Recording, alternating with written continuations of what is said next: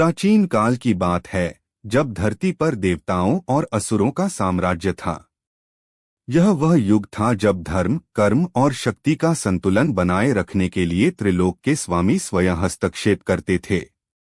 इसी युग में जन्म हुआ अग्निपुत्र आरुणि का, जिनकी कथा काल के गर्त में कहीं खो गई। अग्निदेव को सृष्टि के आरंभ से ही ब्रह्मांड में ऊर्जा और जीवन प्रदान करने का उत्तरदायित्व मिला था। लेकिन उन्हें एक ऐसी संतान की आवश्यकता थी जो उनकी ज्वाला को धारण कर सके और अधर्म के अंधकार को जलाकर नष्ट कर सके। अनेक यज्ञों और तपस्याओं के बाद अग्निदेव की ऊर्जा से एक बालक उत्पन्न हुआ, जिसका नाम रखा गया आरुणि। आरुणि का पालन पोषण स्वयं अग्निदेव ने किया और उन्हें ब्रह्मास्त्र, दिव्यास्त्र तथा अन्य अलौकिक विद्याओं का ज्ञान दिया। लेकिन उनकी परीक्षा तब हुई जब देवताओं और असुरों के बीच महायुद्ध छिड़ गया। असुरों के सेनापति महाकाल ने स्वर्गलोक पर चढ़ाई कर दी थी।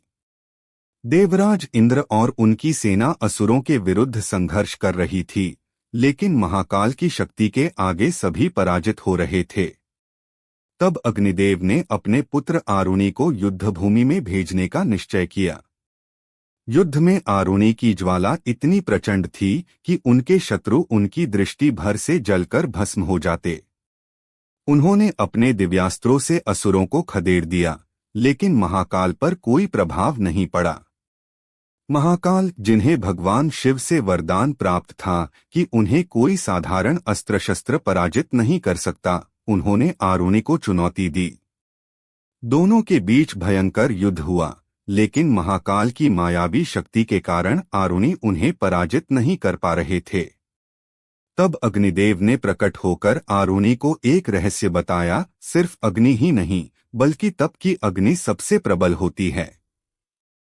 जिस दिन तुम अपने अहंकार को त्याग दोगे, उस दिन तुम अजय बन जाओगे। यह सुनकर आरुणि ने ध्यान लगाया और अपनी समस्त ऊर्जा को एकत्र किया। उन्होंने अपनी आत्मा की ज्वाला को प्रज्वलित किया और उस ऊर्जा से एक दिव्य अस्त्र बनाया, अग्निनेत्र। जब उन्होंने इसे महाकाल पर चलाया, तो वह अस्त्र उनके भीतर की समस्त अपवित्रता को भस्म कर गया और महाकाल शिवलोक में लीन हो गए। युद्ध समाप्त हो गया, लेकिन अग्निपुत्र आरुणि इस महायुद्ध में अपनी संपूर्ण शक्ति खो चुके थे। उन्होंने अग्निदेव के समक्ष प्रणाम किया और कहा, पिता, अब मैं इस देह का त्याग कर परम सत्य में विलीन होना चाहता हूँ। अग्निदेव ने प्रसन्न होकर उन्हें वरदान दिया कि जब भी अधर्म की ज्वाला प्रबल होगी, तब अग्निपुत्र की आत्मा किसी न किसी रूप में प्रकट होगी। इस प्रकार अग्निपुत्र आरुणि का नाम युगों में खो गया, लेकिन उनकी ज्वाला हर युग में किसी न किसी रूप में प्रकट होती रही। कहा जाता है कि जब भी संसार में अंधकार बढ़ता है, तब अग्निपुत्र की आत्मा किसी न किसी रूप में जन्म लेकर अधर्म को जलाकर नष्ट कर देती है। दोस्तों, ऐसे ही पौराणिक एवं मनोरंजन से भरपूर कहानियां सुनने के हमारे चैनल को सब्सक्राइब जरूर करें। मिलते हैं एक नई कहानी के साथ। धन्यवाद।